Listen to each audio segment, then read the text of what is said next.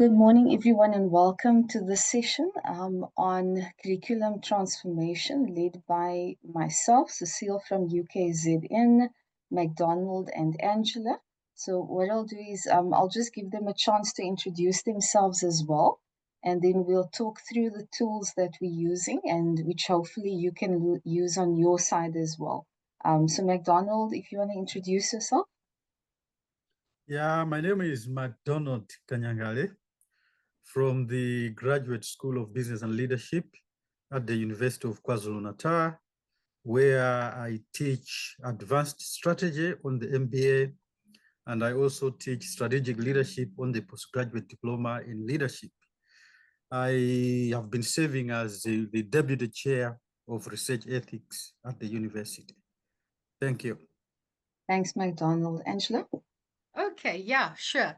Good morning, everybody. Angela James. I'm within the School of Education, and I wear two hats.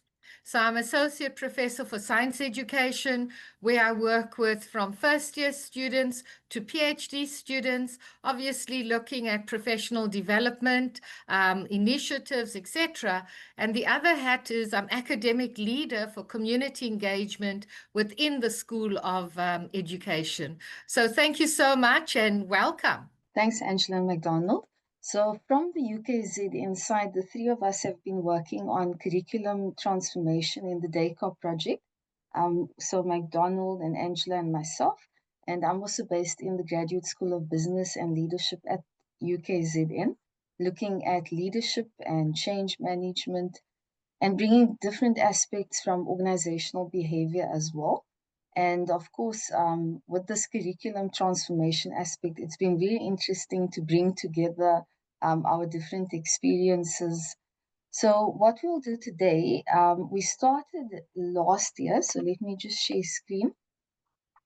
Myself, Angela, and Macdonald started, I think, last year, sometime in May around 2024, starting to look at curriculum transformation. And what we did is we were guided by the high-level objectives to do with identifying curriculum change drivers and challenges, also examining the stakeholders who are involved in curriculum transformation. And then we've done quite a few leadership development workshops at UKZN, the university where we're based, but also with other stakeholders in the project, as well as some external universities. So that has now led us to the point where we were able to develop a few tools to actually facilitate curriculum transformation. And that's basically where we are today. So what we've done through the process of analysis and engaging these different aspects of the curriculum transformation work package, we were able to come up with 4 different activities, and that's what we're going to be presenting today. So the first activity has to do with unpacking curriculum transformation. The second one has to do with curriculum transformation stakeholder analysis. The third one has to do with curriculum transformation web. And then lastly, we look at leading curriculum transformation. So if we start looking at the first activity, which is about unpacking curriculum transformation, the objective there is that we want to understand the what, why, how, who, when, and where of curriculum transformation, and also the interrelationships between the various components. This activity can be done in 1.5 to 2 hours. So first thing that we want you to do is engage with the different aspects of curriculum transformation, which we discovered in the work package and through the different analysis that this is actually really important to understand. So at the bottom, we've said, always think of it as a spider web, look at the interconnections, which are key in order to be operating as a cohesive unit. So as the facilitator, you can start off by showing participants this aspect of the key components of curriculum transformation.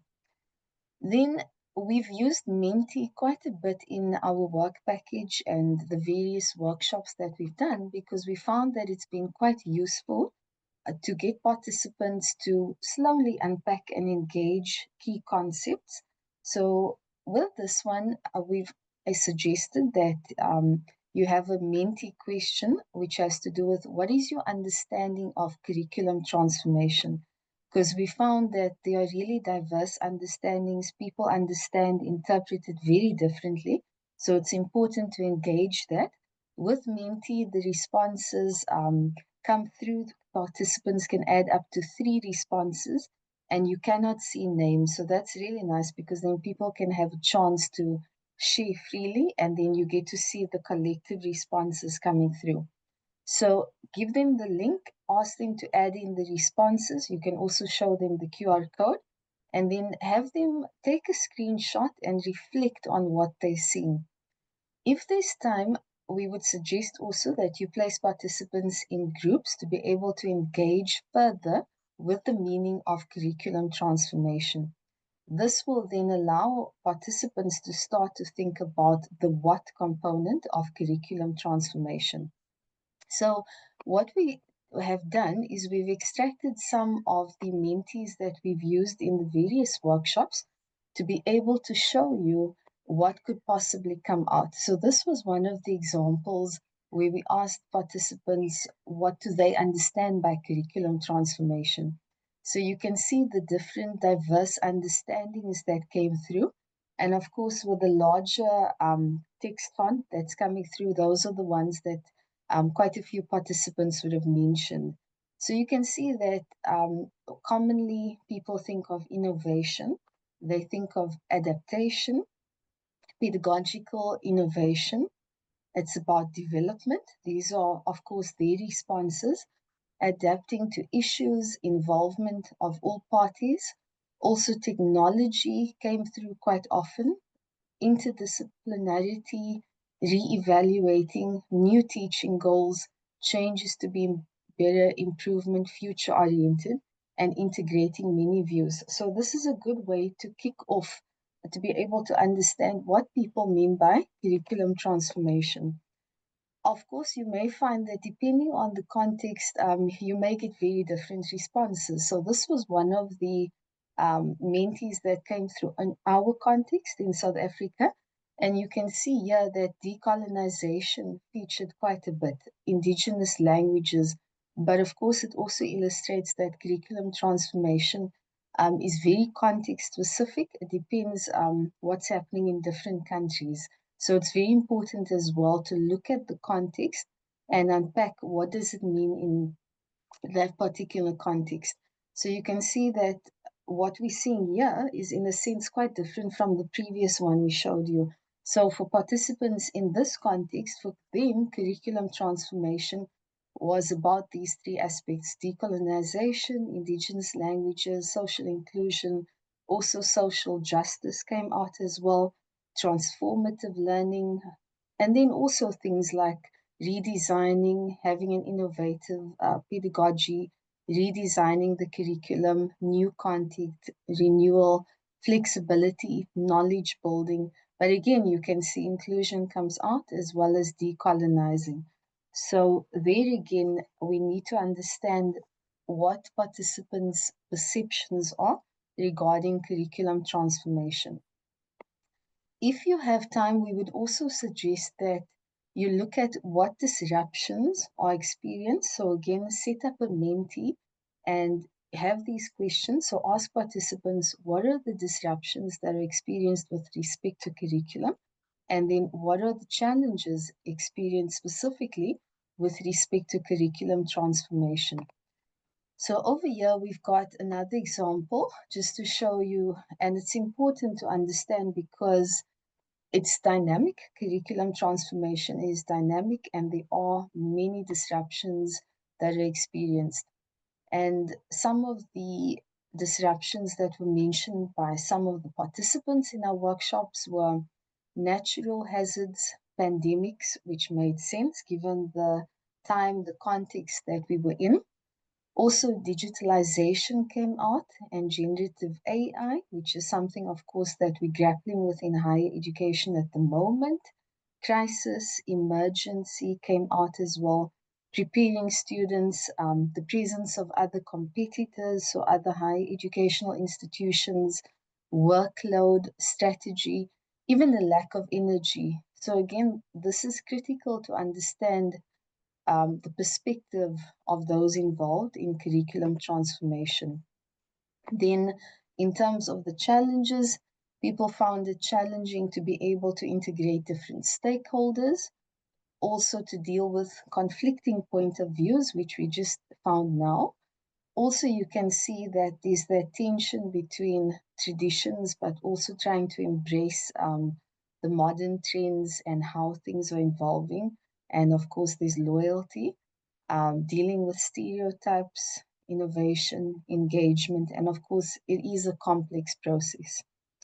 Okay, so now back to the curriculum transformation component. So as a facilitator, we would then encourage you to look back at the diagram we showed you earlier.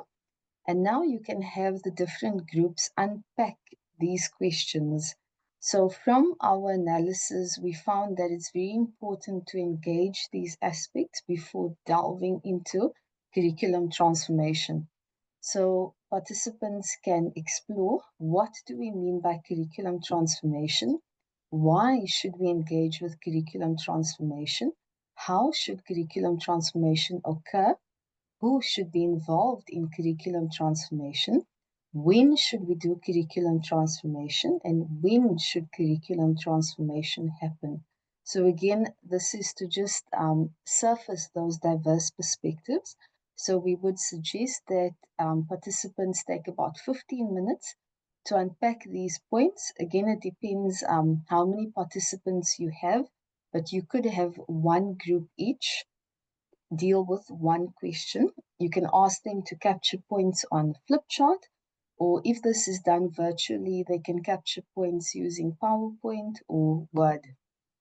Okay, so we're just going to show you again some examples. So this was a recent example where participants were engaging these components of curriculum transformation. And you could see with the why, they were looking at things like, well, to be competitive, to be more sustainable, to make it more attractive for students, to adapt, to look at technology as well, looking at future needs. When it came to the what, they mentioned future-oriented innovation as well. In terms of the where, there are different levels, and then the when as well, looking at influences and periodically engaging curriculum transformation. Another group as well, just to show you, also looked at it and said, well, curriculum transformation entails significant change. It's about innovation as well. It's major change. Why should we do it? Well, the participants thought, again, it's preparing for the future, also looking at local and global. When it can be done anytime, could also be done at 3 or 5 year periods, or not at all. Maybe some institutions do not engage it. It could be bottom up as well. And then, of course, in terms of the who, there are different stakeholders to consider. Okay, then we would advise as well, again, if there's time, that participants go back to their flip charts and think about the relationships between the various components. So the what, why, how, who, when, and where of curriculum transformation, and try to think about the components. Are they hierarchical, linear, cyclical? And then they need to think a little bit about the nature of the relationship. So again, think about the connections in a spider web, and this can be done in 10 to 15 minutes.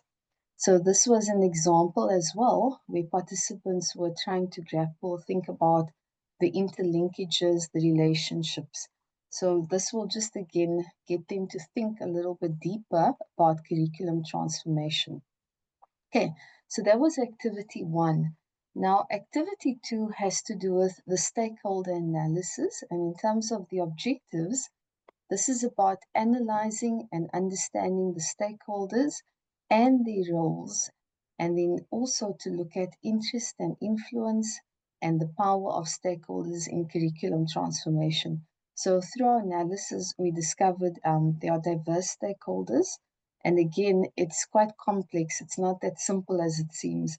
So this standalone activity could be done in 2 to 3 hours.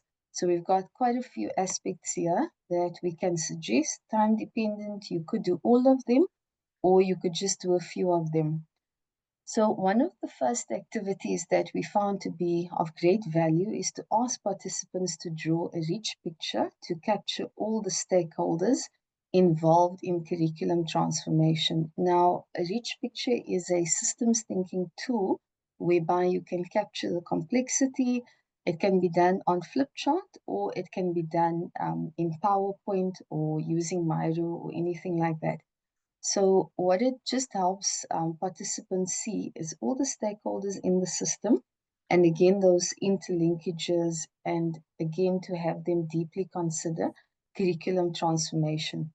So with the rich picture, there are different ways you can do it. So one of them would be have stakeholders go straight into drawing the rich picture, or another one would be to have them first list all the internal stakeholders and the external stakeholders, and to think about what their specific interests and concerns are.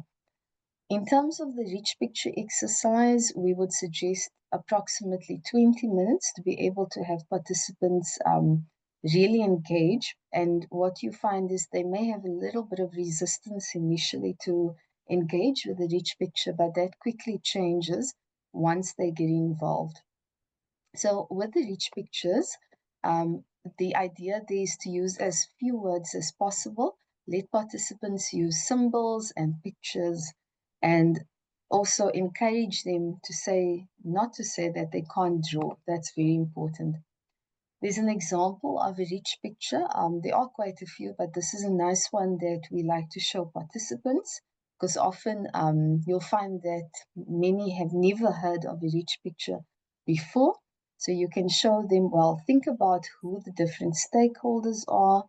So this is an example of a pub and who the stakeholders are, what are their concerns, their interests, and then of course you can use symbols. So quite often you use stick figures, and tensions are depicted using swords, crossed swords, and then a few words can be used in these clouds to illustrate the interests or concerns. So that's quite a good one. So for example, you may have other competitors who are concerned about money, the neighborhood concerned about noise, customers, employees. So you can see the different stakeholders and the interests and concerns. We've also found a really nice video that can be used as well. We've put the link there. It's about 6 to 7 minutes. And this also explains what a rich picture is about. It provides tips, shows you how to draw it, and gives guidance in terms of using as few words as possible, and the different symbols that can be used, and the thought bubbles. So here's an example in one of our workshops recently. We had our participants draw a rich picture, and you can see that we printed out this example of the rich picture for them. We also had an example of the different symbols that can be used, for example, the stickmen, the tension with crossed swords, money, etc. And then we also had them think about the different stakeholders, listing them, and then eventually they started drawing. So it's a really interactive and nice interactive group activity that can be done to think about the who, right? Who are the stakeholders involved in curriculum transformation? We also did this in hybrid mode, so you can use PowerPoint if you want to get stakeholders thinking about the different stakeholders. And this is an example where participants were thinking about who are the stakeholders, they listed them, and then what are their main interests and concerns. So you can see it would be employers, alumni, students, deans, teachers, government, and then what their various interests and concerns are. And this is another example of a rich picture that was done in PowerPoint as well. And it was nice because this group already started to think about who the internal and external stakeholders are, and then also from a high level where the regulators came in as well. So this just helps people to structure their thinking and also surface aspects of curriculum transformation that perhaps they had not thought about. And then this is an example where we were face to face, and one of the rich pictures that came through from a particular group. And again, it's very interesting to see there's initial resistance, but you'll see soon people become very engaged. And the fact that you have as few words as possible also allows them to think more deeply. Okay, then this is the example. If time is limited and you cannot get your participants to actually do a rich picture to think about the stakeholders, then this is another useful tool. You can print this for them and get them to think about who the internal stakeholders are, list them, think about their particular interests and their particular concerns, and then do the same for the external stakeholders. If you have time for the rich picture exercise, we would also advise that you start off by doing this, because it again just helps people to get very specific, to think about the different stakeholders, their interests and their concerns. So here again, we have some examples where we had our participants work in groups to think about the internal stakeholders, for example, students who may be interested in learning, education, thinking about getting a job in the future, lecturers thinking about knowledge learning, but maybe they're also worried about methods, tools, admin featured as well, support staff, management, they make decisions. Then another example of an internal stakeholders being listed, educators who are thinking about teaching, self-development as well, and that's something that we found not many people thought of. Also, the concerns were thinking about AI, quality, inclusion, equity, program leaders, they think about efficiency, accreditation, relevance, the students' employability, competency, well-being, and then even the rectorate, Senate, council comes through as well. So you can see this just helps you to think just more broadly. Yes, these are the stakeholders, but what are the interests and the concerns? Then in terms of external stakeholders, some examples that came out, government, society as well. Quite often we may neglect to think about that. Industry as well, and they want competent graduates, thinking about the workforce, and the accreditation bodies as well, thinking about quality. And another one as well, you can see pretty much the same, employers, industry, society, and even schools as well, because then these learners go to university. So looking at the preparedness. Okay, then we also have found there's great value again in having mentees as well. Again, if time is limited and you cannot have participants do a rich picture or even list them as we just illustrated, it's a good idea to ask them, who are the stakeholders involved in curriculum transformation? Again, they can add up to 3 responses, and then also get them to think about how are the stakeholders involved in curriculum transformation. Get them to complete the mentees, then they can take a screenshot and reflect on what they see. If there's time, you've got about 3 hours, maybe it's a good idea to have them engage further in groups to discuss it, unpack it, and then this will specifically help to unpack the who when it comes to curriculum transformation. So one of the mentees that we did as well, we asked participants to think about the stakeholders. You can see what came out. And it's very interesting to unpack, what do people mean? Why did they say, for example, students came out very prominently, government, industry, lecturers maybe didn't feature as prominently, or teachers. So again, it's critical. You can have a rich discussion about why that's the case, because again, you can see there's different perspectives that come through. And then, of course, alumni came through, faculty members, heads, lecturers, staff, institutions, the directors, the faculty, heads, industry, the ministers, the accreditation bodies, citizens. So again, capturing the different stakeholders. And then we also ask them to think about how the stakeholders are specifically involved, and often came through as decision makers or as teachers, lecturers. So that one made sense.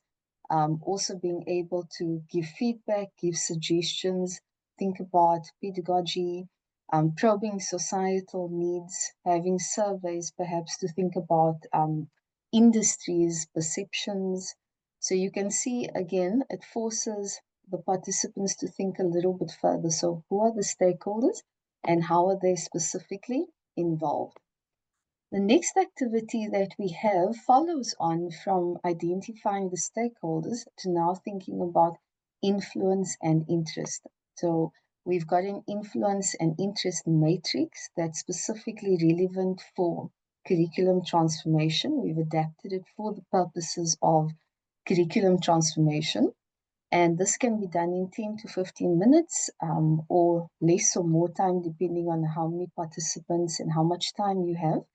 And what we have, we've got some definitions which you can first use to explain to the participants what do we mean by influence and also what do we mean by interest. That can help a little bit before they start to go further. This is the matrix, the influence and interest matrix that we've developed specifically for curriculum transformation, adapted from Mendelow's work as well. And this just takes it further in terms of, well, identifying who the stakeholders are, what are the interests, what are the concerns, and then thinking about those with influence and interest. So over here, we've got an example for you where we had participants think a little bit about it and complete this. We printed it out for them. So in terms of their perspectives, when it came to support staff, they found they were in this block. Then those with most influence would be management, and you've got lecturers here, for example. So that's quite interesting as well. And then this is another one where we've also got, yes, program leaders, rectorate featuring quite a bit, government, accreditation bodies, this side, students, society, quite low according to the participants here in terms of interest and influence. So I think this is very useful in order to get a deeper understanding. Yes, it's good to think about the stakeholders, who they are, but also look at the influence and the interest as well. So this matrix has also been received extremely well by participants. Then the next aspect that we found to be quite valuable is to have participants think about the different types of power that you find in higher educational institutions, and you can ask them to think about the different types of power that can be used for curriculum transformation, have them sit in groups and unpack it a little bit further. And this can be done for different stakeholders, academics, program leaders, researchers, administrators, even executive leaders. So we've got two slides in here that can be used. The first one is to think about leader power. So these different types, we've got hard power, which has to do with the legitimate power that a leader has, their title, their position, the ability to bestow rewards. And then there's also coercive power. And then on this side, you've got soft power, which is less to do with a formal position, more to do with expert power is one of them, specialized knowledge or skills that someone may have, and then referent power, which has to do with personal characteristics. So again, in the higher educational institutional context, we found this to be extremely valuable to think about the different forms of power. And then another one that we've got as well is to think about power over, power to or with, and then finally power within as well. So as a facilitator, you can spend a few minutes explaining this. So I think the two slides here are very good to give them a basis to think about power, and then where leaders, different stakeholders in higher educational get their power from, different sources of power, and then the consequences as well. And then finally, when it comes to Another activity relating to stakeholders in curriculum transformation, we've got a stakeholder engagement plan. Again, if you have the time, it would be good to follow through with all the activities, and then this culminates into them completing the stakeholder engagement plan. So it follows on from firstly identifying the stakeholders, the internal, the external stakeholders, their role, thinking about the interest and influence in the matrix, and then also the analysis of power that we just spoke about. And this can be done in 15 to 20 minutes. So here's an example as well, where we had participants think about this. We printed it for them. And again, it's adapted from a source that we've got. So we asked them to specifically think of 2 stakeholders. This can, of course, be done for more stakeholders. We asked them to think of an internal stakeholder and an external stakeholder, and then examine the influence levels, the interest levels, the stakeholder outcomes, different communication aspects, potential risks, resources, and metrics for monitoring and evaluation. So this as well is quite nice because it provides something more tangible as well in terms of having a stakeholder engagement plan that can then be used by management or leadership. Okay, and that's another example. Again, having selected students and industry, and then giving thought to these different aspects. Okay, so now I'll hand over to Macdonald to continue from here. All right, thank you very much, Cecile. One of the tools that we developed in this program is the curriculum transformational web.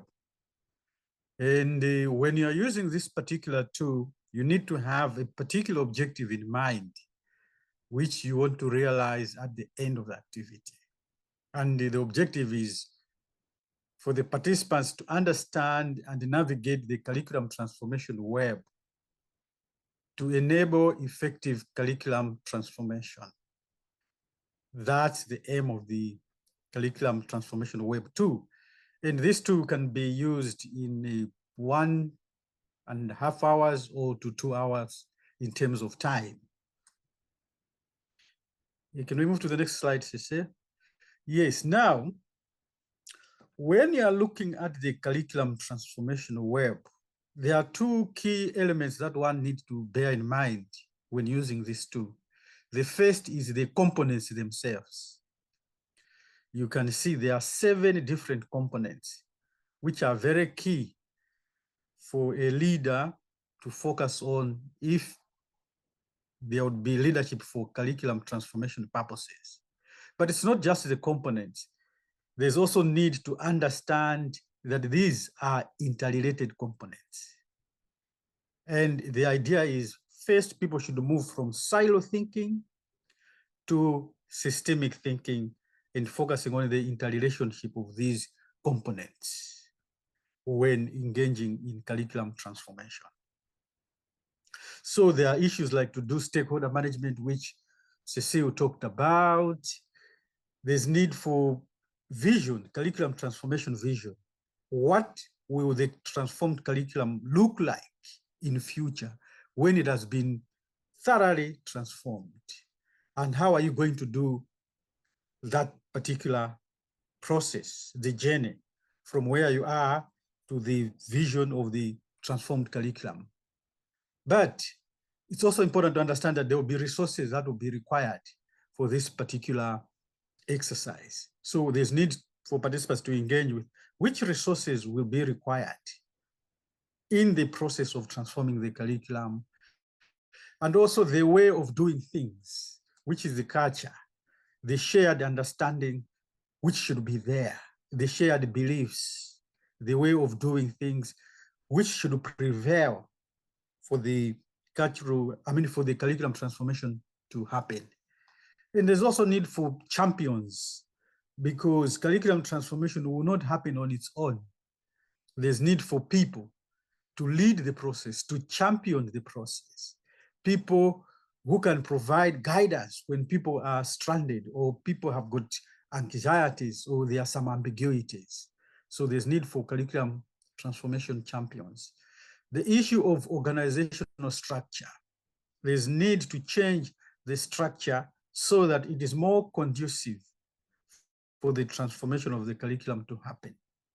And then leadership of the curriculum itself. So these are the different components of the curriculum web.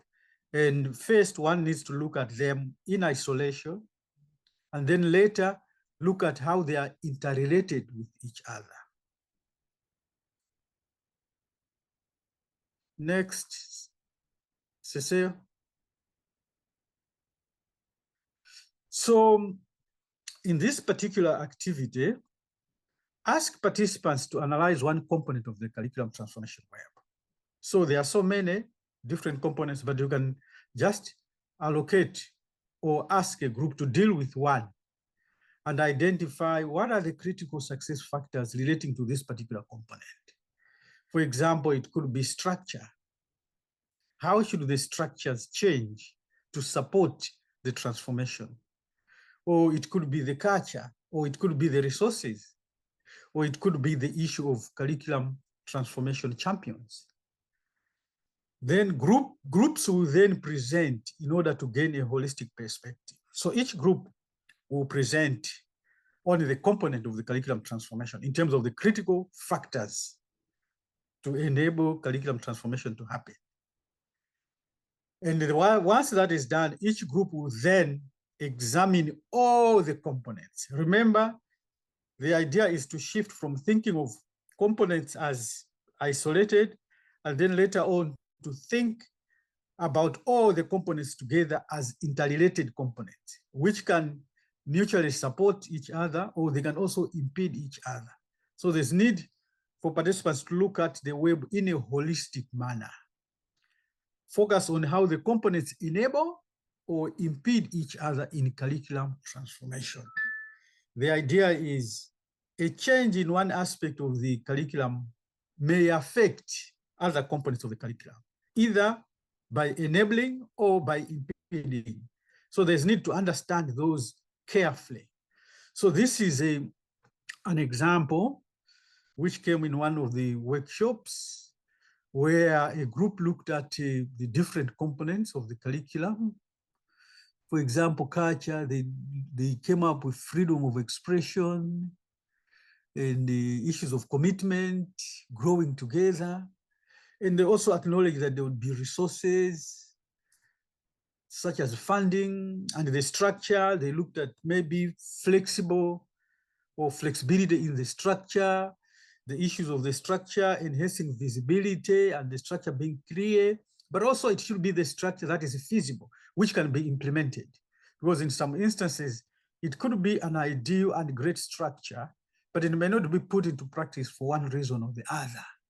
And also the vision that it should be clear, visible, something that can be put into action, and there should be common understanding of the members so that they all know which direction are they going in terms of transforming their curriculum.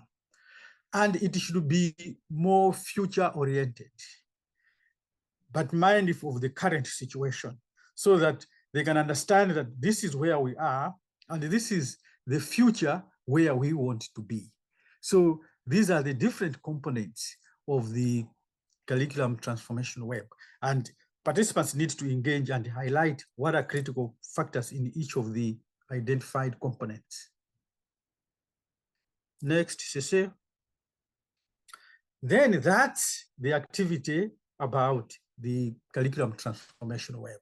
The components, the critical success factors, and the interrelationship between the different components, which can enable, but may also impede.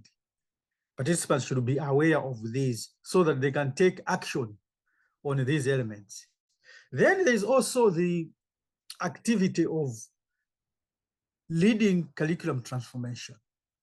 We need to understand how does leadership happen when transforming the curriculum. So the objective of this activity is for the participants to understand how leadership happens in curriculum transformation.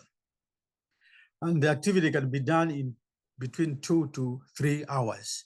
And at the end of that, the whole purpose of ensuring that the participants understand how leadership happens in curriculum transformation can be actually realized. All right, next. Then you can have a starter in the form of a Mentimeter, as Cecile has also alluded in the previous activities. The Mentimeter would be a question about how does leadership enable curriculum transformation to get people to start thinking of enabling, but also to get people to start thinking that leadership can also be problematic. Leadership can also be the inhibitor of curriculum transformation. So people need to start understanding these two sides of the same coin, enabling and inhibiting. Then ask participants to take a screenshot once you have the results from the Mentimeter. And the screenshot would help them to reflect on what they see. And ask participants to reflect also on the differences between the leadership and management, leadership styles, and how to engage followers. So there could be a presentation, as you said earlier on helping people to understand leadership and management. Are they the same? How are they different? Or you could also present leadership styles, because not everyone would understand that there are different styles of leadership, so that they can say, okay, this style can impede in this way or can enable in that way. And how does each type or style of leadership engage with the followers? Ask participants to reflect on leading in volatile, uncertain, and complex and ambiguous environment. Remember, we are talking about leading not in a stable, conventional, predictable environment. We are talking about leading in an environment with certain characteristics of volatility, uncertainty, complexity, and ambiguity in such a way that these environments force people not to do things in the usual manner that they have been doing before. Because there's uncertainty, they are probably required to change how they do things. And you can also discuss an equivalent or a concept that has emerged, which is similar to VUCA. It is called banning. You could also ask people to engage with the idea of banning. The whole idea is to enhance the understanding of people of turbulent times. So like volatility is about rapid and unpredictable change, while when you're talking about ban, it's about that fragility, the hidden fragility that shatters under stress. So stress will come if you look at VUCA. Because of the speed of change, there will be stress. Because of the unpredictability of change, there would also be stress. But in the banning, that is called brittle. Things are fragile, they can break. In the VUCA, you have the uncertainty, lack of predictability. But in the ban, that is presented as collective fear and indecision. Indecision because you are not clear what is happening next and the intensity of what is happening next and what it is going to actually impact. So there's a collective fear that is arising from failure to predict with accuracy of what is happening next in future. And then there's complexity for the VUCA, which is many different components that are interrelated. You can think of the transformational web. There are many different components that are interrelated. So the higher the number of components that are interrelated, the greater the complexity. While in BAN, we have the disproportionate cause and effect, which comes because of the nonlinear relationship between the different aspects. And then there is the ambiguity in the VUCA. Multiple interpretations of what is happening. So there's no single interpretation that is accurate. There could be multiple. While in the BAN, that may manifest in the difficulty of comprehending what is happening. So there is incomprehensibility. The events are happening beyond one's understanding. Maybe they are happening too fast, or maybe they are interconnected in such a way that it's not clear to make heads or tails. So this is the environment in which one is leading. And when leading curriculum transformation, one has to bear in mind the turbulence and how the turbulence manifests itself. Cecile, next. So this is a Mentimeter, which came when the participants were asked to give their responses on the question of how leadership enables curriculum transformation. So you can see engagement, leadership can enable curriculum transformation if it is facilitating engagement, but also provision of resources in a form of funding. There's also need for direction. We talked about the uncertainty and ambiguity. Leadership may provide the much needed direction, the support, the motivation, because leadership is about people and showing the pathways, showing the direction, and motivating people to move along the direction that their leader has shown them. So these are responses from a Mentimeter regarding enabling curriculum transformation. But as I said, also do a Mentimeter on the other side of the coin, where leadership could be the inhibitor.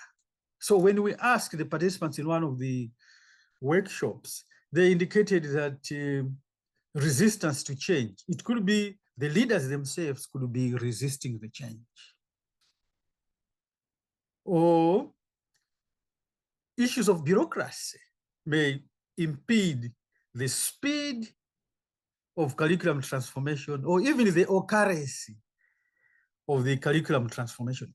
Some leaders may not accept it, may resist it, or they may demonstrate bureaucracy such that it may be very, very slow, or they may not provide resources, so there will be resource constraints, or they would use their power over people instead of using the power with people or power within people. So there could be usage of power, or they could have negative attitudes towards the change, because curriculum transformation brings change. And this change may be either incremental or it may be radical. So leaders may resist that change, or they may lack the requisite knowledge to accept the change, or lack the vision. Or sometimes they may impose top-down decisions. And yet there are so many stakeholders that are involved in the curriculum transformation. All right, next. So these are some of the issues which came when we looked at how leadership enable, which is on the left-hand side, and then on the right-hand side is also some elements of how leadership could impede. So for example, during the crisis, leadership could enable people to follow the vision or the strategy of curriculum transformation, which was formed well before the incident, the crisis occurred. Or they may encourage transformation among the people, or they may encourage good planning and also monitoring. Supportive leadership may also help in the transformation of the curriculum. In another context, it also occurred that leadership may probably be preoccupied with the change of the structure of the curriculum, and then forget the people side of the change. Or they may focus on the task side of the curriculum transformation and forget the people side. So it's important to look at the well-being of the people so that they can actually effect the transformation.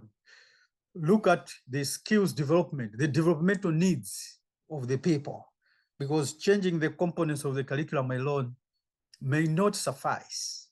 There's need to enable people acquire new skills relevant, necessary for the transformation to come, but also generate more creativity. Next. So that was one of our activities. Then the next activity is about 3 key elements which people need to understand that if leadership for curriculum transformation is to happen, these 3 elements must be there and they must interact with each other. If one is missing, leadership for curriculum transformation is not going to happen. If the interaction between the 3 is not happening, leadership for curriculum transformation is not going to happen. So you can see that explanation, that diagram, which you can use to help people understand the DAC, to help people understand how leadership actually happens. For example, there's the first D of the DAC, which is about direction. How does a leader behave or act or interact with the followers or members to ensure that there's agreement on the shared goal? Remember, there are different stakeholders, and each of these stakeholders needs to play a part in the game plan, needs to play a part in the transformation process. And they can only do that if there is agreement, if there is a shared goal regarding the transformation. So a leader should ensure that. Then alignment. As you could see the transformation web, there are different components that are very crucial for the transformation to happen. And these different components will be probably carried out by different stakeholders. A good leader should coordinate the work within those that are entrusted or that are engaged in the transformation of the curriculum, making sure that there is alignment. Alignment is about ensuring coordination, and the coordination may arise if people have got a shared understanding. Lastly, people should be committed. They should go probably the extra mile based on the mutual understanding. There should be mutual responsibility of the group members. Every member involved should understand that they are responsible and they play a part in the puzzle or in the process of transforming the curriculum. It's not a process to be done by one person. That's why there's mutuality of the responsibility. It's not about individual responsibility. So a leader should make sure that everyone is committed, everyone is supported, everyone's work is coordinated, and everyone has a shared goal. And you can see they are intersecting. Direction intersects with alignment. Direction intersects with commitment. And the leadership occurs at that intersection of these 3 elements. And that's where leadership for curriculum transformation should happen. If one is missing, then leadership for curriculum transformation is not going to happen at all. So it's important to make people understand this when doing this particular exercise. Next. This is what I was talking about. If you think the first slide is enough to communicate the meaning of DAC, then you may not use this one. But if you think this slide can also help for people to understand how leadership happens, but also to help them understand when it does not happen, then you can also use this particular slide. This particular slide is very important and very nice because it gives both sides.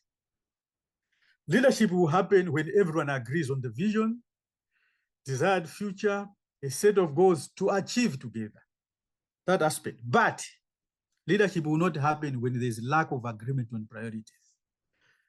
Leadership will not happen if people feel pulled in different directions. So you can also use this slide to make sure that your participants understand DAC in a more comprehensive, but also easy to apply kind of manner. Next. So, having explained this, you may want to ask participants to explore what that means. And through a practical exercise, and this practical exercise is a self-assessment of their own DAC, so that the understanding of DAC starts with them. And they can reflect on the environment where they have worked and see what happens or what did not happen for direction to happen.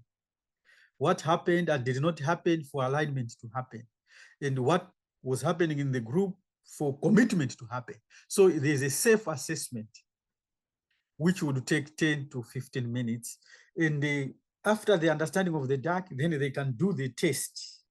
Then there will be scores, which will tell them that, no, the way your group is operating, there are these elements which are probably not happening properly, which needs attention on direction, maybe on alignment issues or on commitment issues.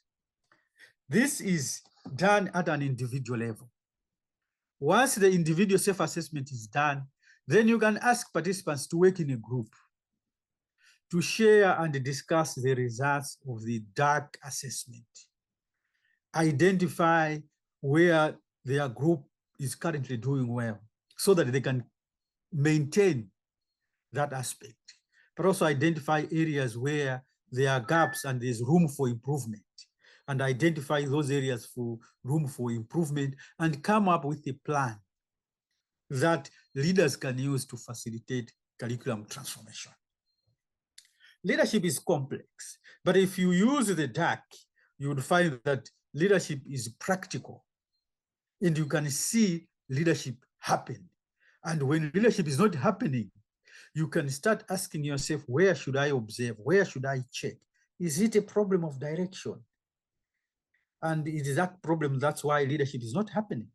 Or is it alignment is not enough? That's why leadership for curriculum transformation is not happening. Or is it commitment? I need to do something to make sure that the people demonstrate commitment.